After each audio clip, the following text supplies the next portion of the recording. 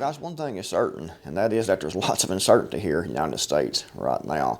Depending on who you talk to, if you talk to some people, they will say everything is looking up, everything's going to be great. If you talk to another group of people, they're going to say the exact opposite. And, personally, I think it's probably somewhere in the middle, because that's usually where it actually is. You'll have one side going this way and the other side going the other way in the political spectrum, but the truth will be more likely, in the middle. Personally, I think the economy is going to get worse, because if you look at everything that's being said right now, even Donald Trump said we may be having a next Great Depression. But if you look at everything that's happening right now, and everything that's happening in the years past, it's all led up to, harder, more difficult economic times. And if you look at things like the national debt, it's over $36 trillion right now. I think I looked about a month ago, and I think it was over like $36 trillion then. So maybe $37 trillion now. Let me know in the comments below. If you look at credit card debt, personal credit card debt, that was over $1 trillion over a year ago. So we have huge amounts of debt. And the United States, no matter who is president, in my opinion, isn't going to stop spending, because they have to keep on spending and spending and spending to keep up the hegemony, to keep everything going, the way that it's going for as long as it possibly can.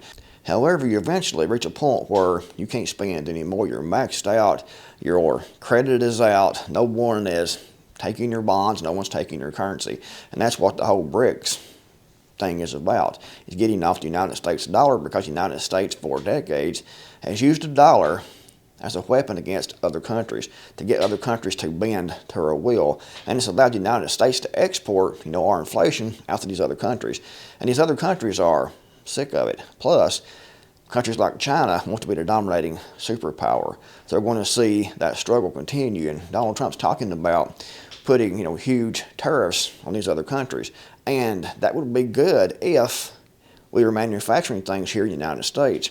However, the United States doesn't manufacture, a whole lot of anything besides currency and exporting war.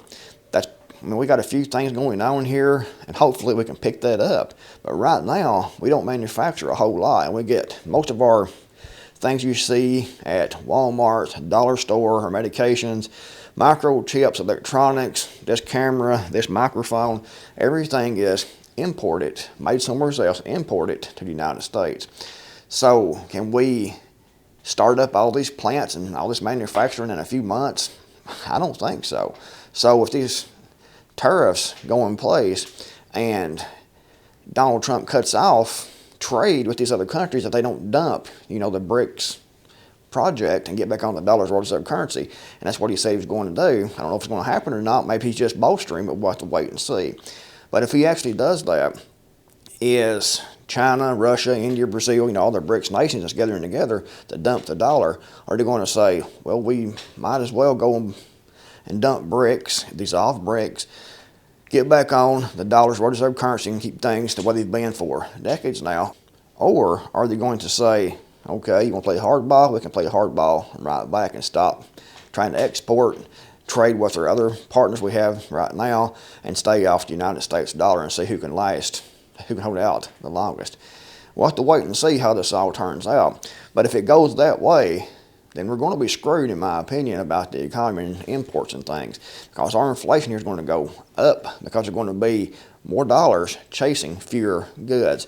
The stores, are going to be empty. Cell phones, computers, cameras, microchips, automobile parts, just about everything is going to be in limited supply if this happens the way that it looks like it may turn out. The way that the policy may go is you dissolve BRICS, you get back on the dollar's world reserve currency, you stop buying oil and anything besides United States dollars, or we're going to stop trading with you all completely and isolate ourselves. If that happens, and the other nations, the BRICS nations, don't bend, or there's not a middle ground found, we're going to be in trouble, in my opinion. So the economy's going to get much, much worse. They're going to keep spending, they're going to keep printing money, so we'll have more inflation. And guys, if you look at this article here that was published in Goldman Sachs, it definitely points to a weakening dollar. It says gold prices are on track to reach $3,000 per troy ounce by the end of 2025, according to Goldman Sachs research commodities strategist Linda Thomas. Gold prices have risen roughly 40% during the past 12 months to over $2,700 per ounce as central banks in emerging markets continue to ramp up their purchases of the precious metal. So we see, these other countries and these banks, these central banks, everyone right now is purchasing gold. So that's helping drive the price up also. However, they're doing this because they know the dollar is nearing its end, in my opinion. They're trying to hedge against inflation. They're trying to replace their currency with gold. So guys, that is an indication to me that these financial experts, these banks, they know what's about to happen to the United States. The dollar's about to go whoop. So they're trying to hedge their bets and hedge their investments by purchasing gold in massive amounts. So if they're doing it, maybe we should have done it a long time ago. And a lot of people will say that the Bible says you'll be throwing your gold on the street. You may do it at the end, but right now it's very precious. It's going to hold its value. So there's different time periods with different things that are going to happen. And right now gold is holding value, increasing in value, and the dollar's going. And if we see what I think is going to happen in 2025 with more spending, with everything going on, with the BRICS nations and tariffs and everything, I think the dollar's going to go even further down. It's going to cost more to live. It's going to cost more to buy what you need. It's going to be more difficult to find what you need to live on. And guys, the next highly probable event, in my opinion, in 2025, in early 2025 most likely, is going to be a major terrorist attack here inside the United States, on a scale of 9/11. And they're going to say it was ISIS.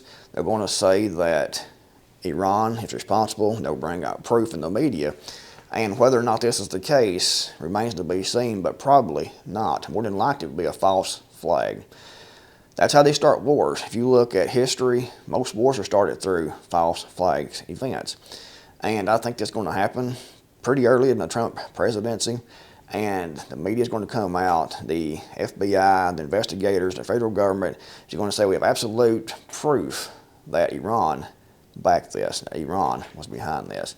So the people will cry for blood, just like we did after 9/11, and war with Iran will commence. That is going to cause more issues in the United States as far as money goes, and as far as inflation goes, currency. Because we're going to have to spend to fund another war effort. Those missiles they shoot, everything they use is millions of dollars each. So we're going to fund that war effort, and it's going to cause more inflation because they're going to print more dollars. And you're going to have the military-industrial complex. They're going to be happy. They're going to be raking in the dough. But we'll be in a major war with Iran in the Middle East. And I know a lot of people will think the United States can take out Iran very quickly. Maybe we can. Maybe we can take out Iran in a couple of days. Who knows? We'll have to wait and see. I don't really think so. I think Iran can put up a better and bigger fight than we think, than most people think anyway, if you look at their capabilities. And Israel will be right there in the middle of it. Some people will say Israel was the cause of it and the reason that we're actually doing it, but that is a different topic altogether, and I won't get into that here in this video. But I definitely see, a major terrorist event in the United States shortly in the Donald Trump's presidency, and then war with Iran. Well, guys, that's my thoughts on what's coming in 2025. Let me know what you think in the comments below. If you liked the video, give it a thumbs up. Thanks for being here. Thanks for watching. I'll see you guys in the next video, hopefully.